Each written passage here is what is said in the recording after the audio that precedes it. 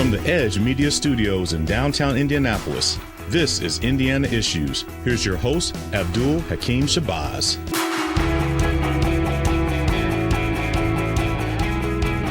And we're back from taking our little bit of a summer hiatus. Good afternoon, good evening, good morning, whatever time you're watching Indiana Issues. We always appreciate you having us here. I'm your host, Abdul-Hakim Shabazz, the editor and publisher of IndyPolitics.org. Well, as we record this program, there are less than 60 days to go until the midterm election day, and actually less than 30 days before early voting begins in Indiana. So we'll have a lot to talk about: the U.S. Senate race, Secretary of State, Marion County Prosecutor, and how will the abortion issue fit into all this as well. And our guests, we got our political panel back together. We got Libertarian Mark Rutherford, Democrat Lindsay Haake, and also our good friend Jim Merritt, Republican. Just a couple little bits for a disclosure. Lindsay works for the Tom McDermott and Destiny Wells campaign. So just a little bit of full disclosure. My friends, thank you all very much for being with us. Let's go ahead and get started. In the race for the U.S. Senate, we got Republican Todd Young facing Democrat Tom McDermott and Libertarian James Simniak. A recent poll put out by the McDermott campaign basically had Tom McDermott within a couple points of Todd Young. As you can see on the screen there, 45% for Todd Young, 42% Tom McDermott, 13% undecided. The pollster was Change Research. We actually used a couple of years ago in the governor's race. So, Jim, we'll start with you. Should Todd Young be concerned? I don't think so. I think that Senator Young has been working in the grassroots of the state of Indiana for the last 6 years. And I really believe that there's going to be a big victory for him in November. The poll, as Lindsay has said in our conversations offline, it's a snapshot in time, and I do believe that Todd Young will win because of his experience, because of his work in his U.S. Senate office, but as well as not many people know who Mayor McDermott is, and not having anybody outside of Northwest Indiana is going to be a problem for the Democrats in the November election. Lindsay, let's get your reaction to what Jim just said. The poll you guys put out, basically a 3-point difference. Like I said, polls are snapshots in time. What is Tom McDermott's chances of winning the Senate race? I think they're great, and I'm looking forward to the last 60 days here of the campaign, where we're just slamming away, doing everything we can to meet every single Hoosier and, put Tom's hand in every hand that we can possibly reach as we move forward to Election Day. And polls are great indicators when they show trends. So I'm eager to see if anyone else is doing polling on the race, of course, and always looking forward to a victory in November. Mark, let me ask you, James Simniak was not mentioned in the poll, but he's assuming he's in that sort of undecided or not sure. Does that hurt the poll, but James Simniak, the Libertarian candidate, not mentioned? Yes, I think it puts some doubts in the poll. We know that we've got certain people who vote for us all the time. They're up in all over the Indiana. It's an online poll, so if you just do here are your two choices, people usually pick one if they're inclined to even say anything. My experience with online polls is they tend to get pretty high, one or the other or another. So what the poll does show in this snapshot is what a lot of us are sensing, and that is McDermott's doing way better than expected. But then he's got the mayoral experience, he's got campaign experience, etc. He's done some things that are kind of edgy, which you do when you're number 2 or number 3. And they seem to have worked out for him and getting some attention. So what it tells you is that Todd Young needs to work really hard if he wants to be reelected. I'm sure he is. That's the nature of people who've been elected as senators usually. But it shows that there's a little closeness to it that probably wasn't expected a year ago. Lindsay, why not mention the Libertarian in the poll? Like we said at the beginning of the program, you worked for the McDermott campaign. Why not mention Libertarians? That way, that sort of talking point or criticism is taken out. If folks want to be included in a poll, they're more than welcome to do the polling themselves. And it's historically not an area really where third-party candidates typically, with the polling, the way it's managed, it would always typically overestimate a third party's ability to have that grab that it shows. And so that's why it wasn't included. But, you can't complain unless you play. So let's see your poll. Jim, what is your response to that? The fact Libertarian wasn't mentioned in the poll. Yeah, the Libertarian probably represent anywhere between 5 and 10%. and Mark knows this, and Brad Kloffenstein knows this, that they're very organized in different counties around the state. And I think it was to be credible and to be believable. I think it was a mistake not including the Libertarians in those poll results. One thing we really don't talk about is money, and Senator Young can be well funded, and money is the mother milk of politics, and so I think that's going to enter as well. He's already on TV. I don't know when the McDermott campaign is going to be on TV, but I think it's very, very important that regardless of the credibility of this poll, that Republican Party needs to double down and invest a lot of time and effort. And as you said, people start voting pretty quickly here, and I think it's very important that it's Labor Day, summer is over, and we've got to get it going a lot more with a lot more emphasis. And I truly think that Senator Young will win at least 65% of the vote. But if maybe using this poll as a wake-up call just to motivate ourselves and motivate the Republican Party, so be it. But I still believe that he ends up winning by a large margin. Lindsay, how do you folks compete in the money game? Because obviously Todd Young's got a few $million in the bank. Tom McDermott doesn't have as much money, even though he's got a big online social media presence. We've had some great fundraising weeks in the past few weeks since Senate Bill 1 was passed by the Indiana legislature. And of course, Tom has called on Congress to codify Roe, and that's the spirit behind his work in fundraising, is to restore the rights that were taken away from Hoosiers back in August. And so that has resulted in some pretty hefty fundraising for Tom. I'm excited to see what that means in terms of translating to votes. Of course, I'll take that bet on 65% that Jim just put out there. And I'm going to work my tail off to make sure it's nowhere near that. But I'm going to do my best to also support Hoosiers as they continue to maneuver towards the day that they will no longer have their rights on September 15th. And that's essentially what we've seen from the dollars coming in to get us on TV. Mark, before moving to another topic, what does James Simniak have to do to sort of get attention, sort of break out of the pack? That is always a hard thing to do, especially in this year for Libertarians. The state of Indiana has determined that the Secretary of State race is the ballot access race. Any of you who have any experience with petitioning, Indiana hasn't had to do that since 1994. I'm familiar with people who have to do it in other states. You don't want to go there. You want to earn and keep automatic ballot access. So we have no choice, but the legislature, the General Assembly dictates that this is the race every 4 years that counts. And so we have to put all our effort, all our money into Secretary of State. James has done a good job. A lot of shoe leather, a lot of driving cars, being everywhere, tons of county fairs, tons of walking and knocking on doors. That's what we can do with that race. And the race is also to help support the Secretary of State's race. But James is doing a wonderful job just running for U.S. Senate under those conditions where the Libertarians are looking at, we have to just look at Secretary of State as number one. You're watching Indiana Issues. I'm your host, Abdul-Hakim Shabazz, the editor and publisher of IndyPolitics.org. With about 30 days to go before our early voting begins in Indiana, so we got our political panel together: Libertarian Mark Rutherford, Lindsay Haake, Democrat, and Jim Merritt, excuse me, former Republican state senator. I want to change gears and actually talk about the Secretary of State's race. You've got Destiny Scott Wells, you've got Diego Morales, and you've also got James Simniak.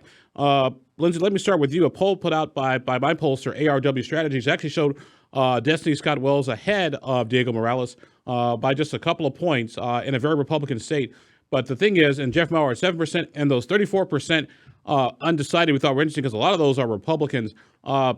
Lindsay, let me ask you, what does that tell you about so many folks undecided as of this summer in the Secretary of State's race? I think folks are still learning about the fact that election deniers are continuing their race across America in these Secretary of State races. And the fact that Diego is one of those, I mean, just today, a Politico article hit that Diego refused to take part in. And so if you're trying to track yourself back on some claims that you've made, to shop around for crisis comms folks and not get one. These are important things for America to realize, and I think Indiana is just figuring out that we've got an election denier on our hands who's been fired from the very office that he is seeking and has made horrible campaign decisions, including buying a $43,895 car, brand new, 2 days before the convention. So I think folks are still figuring it out, and we'll see what happens in November. Jim, is Indiana, what does it tell you about all those sort of undecided Republican voters that obviously was a contested convention that you folks had this past summer? What does Diego need to do to bring those Republicans back home? Well, I think Lindsay's right. People are starting to figure it out. And the Diego campaign is one of shoe leather. That car that she mentioned, he is constantly going one-on-one with individuals, and anytime I look at my Facebook page, he is somewhere else. And he has been doing this for the last year and a half, for almost 2 years. And I have confidence that Diego is going to reach to the amount of people that he needs to win. He's a fundraiser to beat the band, and he's going to have plenty of money. And that's going to be really, really important starting now, because people are starting to vote. But Lindsay's right. People are starting to figure it out, and it's up to Diego Morales to make that case. And it's very, very important that he continually does the shoe leather campaign, because I think that's what got him the nomination, and that's what's going to get him the win in November. Mark, let me ask you, Jeff Maher in our poll this summer basically was at 7%. We plan to poll again in a couple of weeks. We'll hopefully have those results back by the next program in October. Do you think Libertarians will get ballot access, or possibly even enough votes to start to have primaries? Yes, I do think we'll get the ballot access, which is 2% of the vote. There are a couple of other things that we are trying to reach for. That's 10% of the vote, means we're in the primaries. And there's lots of people who have negatives and positives about it, but if you hit the primaries, people think, well, okay, then you're pretty real, because you're being asked, do you want a Libertarian, Democrat, Republican ballot in the spring? So those are stepping stones that are out there. The other one is that for county election boards, where we get second place, we have one seat on the county election board. Rainwater got over 32 or 33 counties. He had second place. If we repeat just that in the counties, then we're at the table and helping run elections and helping make decisions and being able to have a place to advocate about what we think things should or should not be.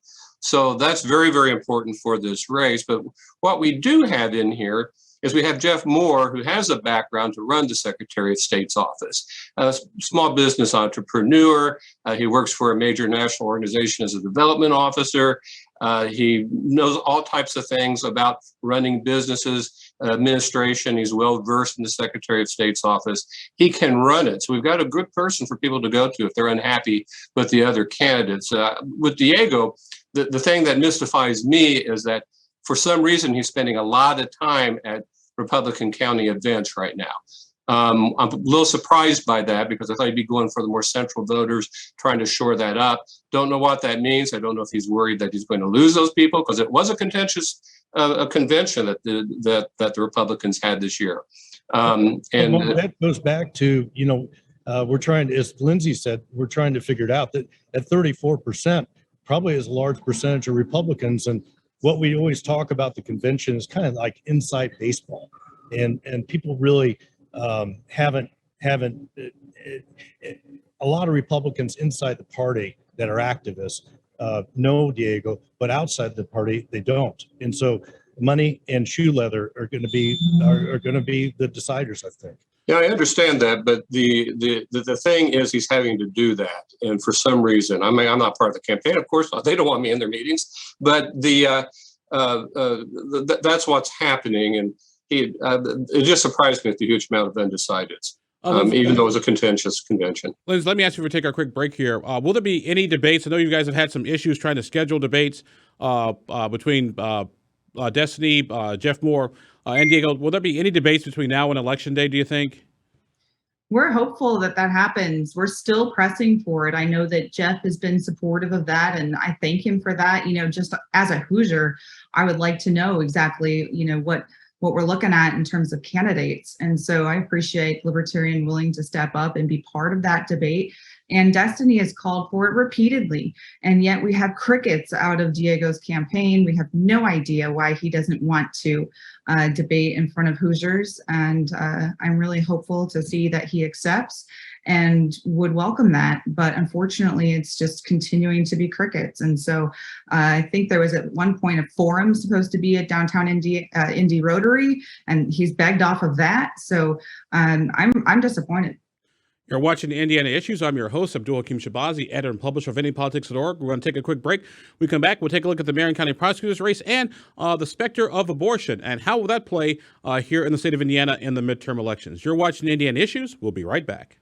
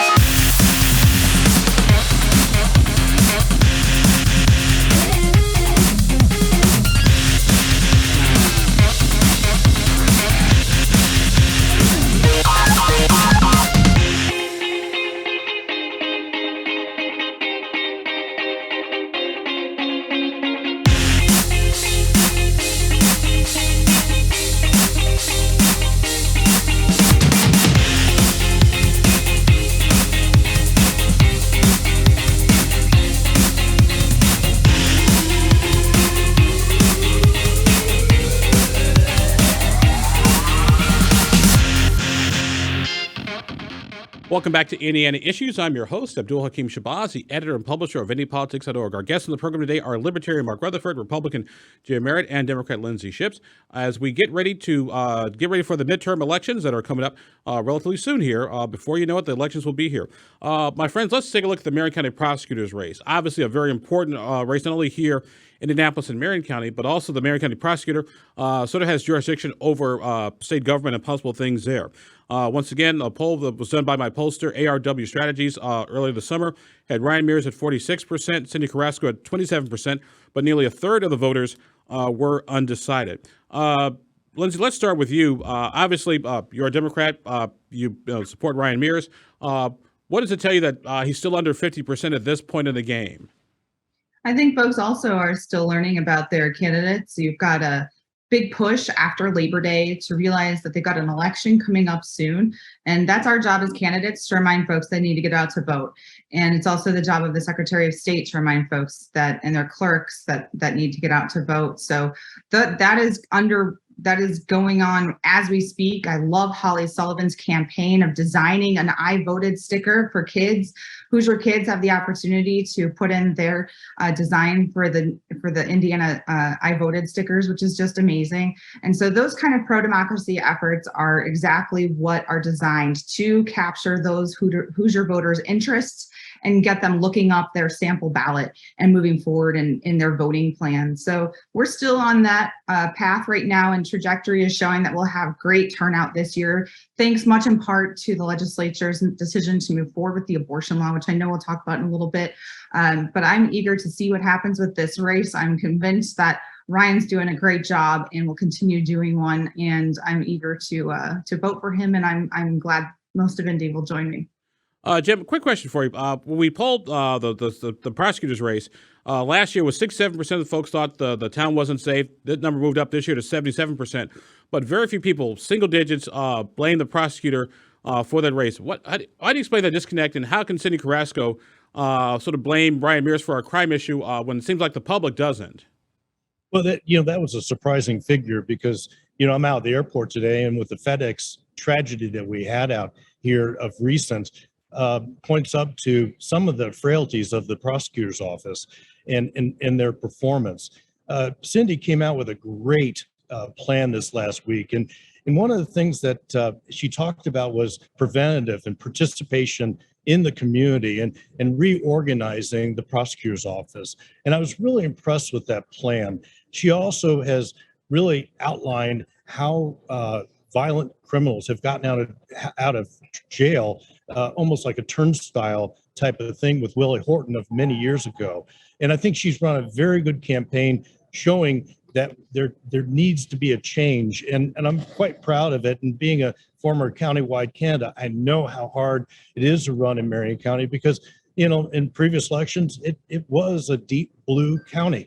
And so she's got a hill to climb, but it's past Labor Day, and she put her plan out there, and we've seen other countywide candidates put plans out there that made sense, and this one did too. And I'm quite certain that she's going to make a race of it. And in that poll, when you talked about the undecided voter, it's up to the candidates to make their case. And I believe Cindy's going to make the case. Mark, there's no Libertarian candidate on the ballot in Marion County for Marion County Prosecutor. So where do those Libertarian voters go? Oh, it depends. It depends on whether they tend to lean a little bit more towards the Democrats in their view about criminal justice or the Republicans. We have a little bit of a mix on both. But Libertarians want good justice. They want a good system, and they want people, including small business owners, to be protected if their places are damaged. They want homes that are burglarized to have people investigating them. So I think we blame awful lot of people where that's not working right.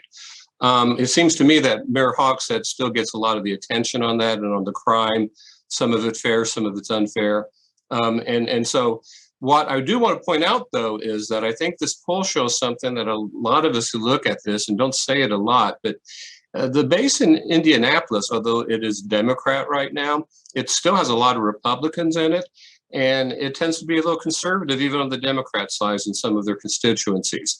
So this may be coming out in why Prosecutor Mears doesn't have the over 50% at this point in time. Nothing against Mears. It's very hard to be a politician. Everybody has different strengths, but he needs to.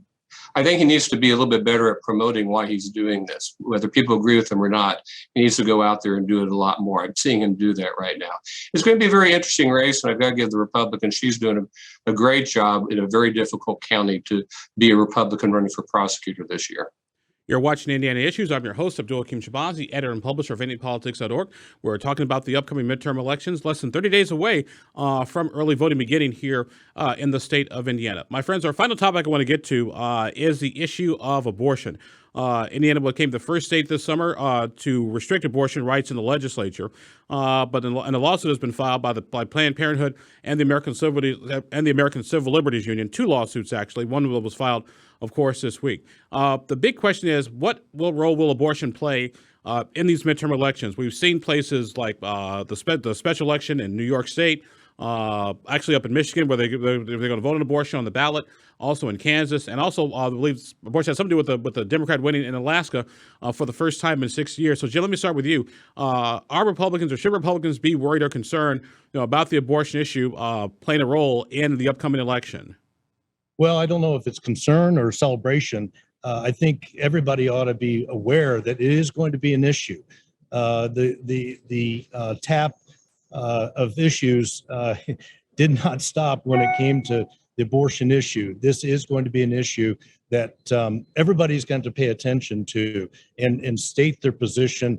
And this has been the issue for my whole career. And I think it's going to play a role in November. I believe that more so today than I did yesterday, and meaning I think it's not going away. And those that are on the ballot need to pay attention to it. I think it makes an impact, possibly in Marion County. I think it makes an impact up in the 1st District with Jennifer Ruth Green running against Congressman Mervan. This issue is present, and a candidate has to answer exactly how they feel about it, and regardless if they have anything to do with it or not. Lindsay, what do you see happening with the abortion issue in the midterm elections, particularly here in Indiana?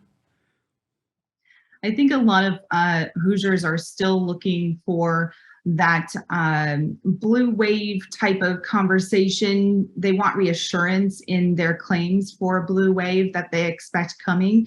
But I think a lot of us longtime political observers know that there's a very, very absence of certainty right now, right? And so this has just completely game changed the whole political landscape, and Dobbs' decision itself, and also the Indiana legislature's decision to move forward with their harmful legislation that's obviously moved forward with some litigation now.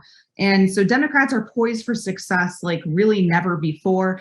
You see trends, right? We talk about a poll being a snapshot in time, but you have to look at also turnout, and you have to look at fundraising and the polls. It's all showing a trend that shows that Democrats will be successful in November, and Republicans have really been lazy these past few years in just depending on their turnout to support them, thanks to gerrymandering and other unfortunately harmful policies that put Hoosiers at a disadvantage. So I'm looking forward to November and cannot wait. Mark, let me ask you, how do you think abortion will play in these elections? Obviously, you've got other issues. You've got inflation, you've got gas prices, the economy. What do you think abortion is sort of fitting in with the minds of voters? Well, I'll tell you, Abdul, on November 9th. But seriously, what I will tell you is that it gave the Democrats an issue to glom onto and to make a case. And this election isn't going anywhere what I expected before the Dobbs decision. It changed everything, and it gave them something that appealed to a lot of their base. It also did a lot. There's a lot of people, I would call them in the suburban Republican districts, that you've got some people questioning about what the General Assembly did. So but where it fits out, I mean, I'm just going to go back to that old saying from the Reagan years. It's the economy, stupid. I keep thinking about that when I think about the abortion. How strong will that sentiment that has always been in the United States mindset for decades and decades and decades, how will it deal with the decisions that are made on abortion? It'll be a very interesting election. I mean, I can make predictions, but it'll be interesting to see what happens. But it gives the Democrats something to glom onto and make them relevant this election. Jim, you were in the legislature. I want to ask you a question because we didn't meet during the summertime. On the abortion issue, when the Dobbs decisions came out, Republicans for so long had campaigned on, we want to overturn Roe versus Wade, we want to get rid of abortion. Was this decision where the dog caught the car?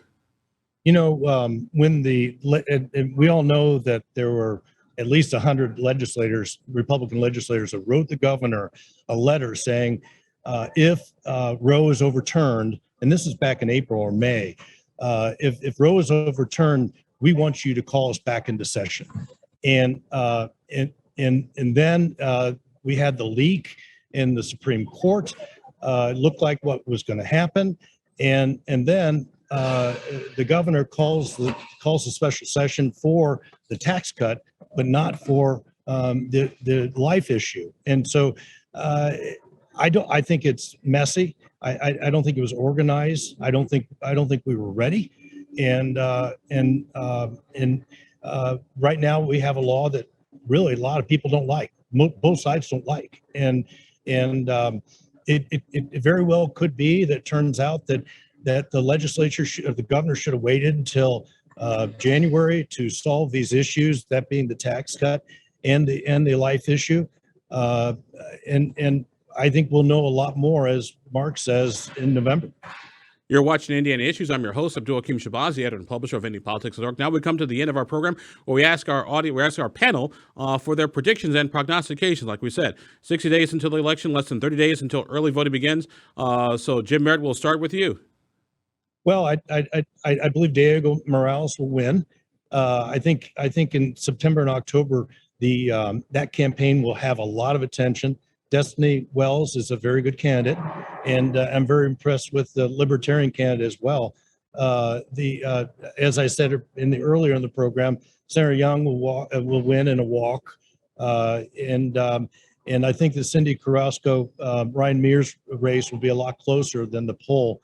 I believe she's going to get some of those undecideds, but we know that Marion County is a very blue county. Lindsay, your thoughts? Oh, I have nothing exciting to throw into a crystal ball for you. I'm just hopeful that our turnout gets a little higher than it has in years past. So everything is shoving towards great outcomes for Hoosiers. And I bet you we see some unexpected changes in the Indiana legislature. I'm not forecasting anything huge like some, change in the supermajority that's currently there, but I do expect some changes to be coming. So perhaps the Jocelyn Vare, Kyle Walker race, something pretty impactful for those of us who watch the legislature every day. Mark, I give you the last word, my friend. Yes, well, Libertarian Party of Indiana, some of its counties will be involved in picking people for election boards after this election, county election boards, that is. I think that will happen. And then I'm going to really go out on the limb, because why not? Let's make it exciting. And that is that on election night, the Republicans are going to be biting their nails, wondering if they're going to lose their supermajority in the House for very many reasons. I'm not saying it's going to happen, but I think there's a few districts that are going to be closer than they want it to be. They probably already know it by now. But and then the Republican Party, I think in the last few years when it comes to turnout, they've done statewide some wonderful things. I mean, in Senate in 2018, we were stunned at our vote totals because it was diminished percentage-wise, in our opinion, because of the number of Republicans who came out to vote. That takes working and turnout, et cetera. So if the Republicans realize they may lose a couple of seats, they're going to have to solidify it. They might save their supermajority. It'll be interesting during election night. All right. Well, our guests on the program have been Republican Jim Merritt, Democrat Lindsay Ships, Libertarian Mark Rutherford. I'm Abdul-Hakim Shabazz, the editor and publisher of IndyPolitics.org. Special thanks to all our friends here at the Edge Media Studios in downtown Indianapolis. Thank you all very much for being with us, and we'll talk to you next time on Indiana Issues.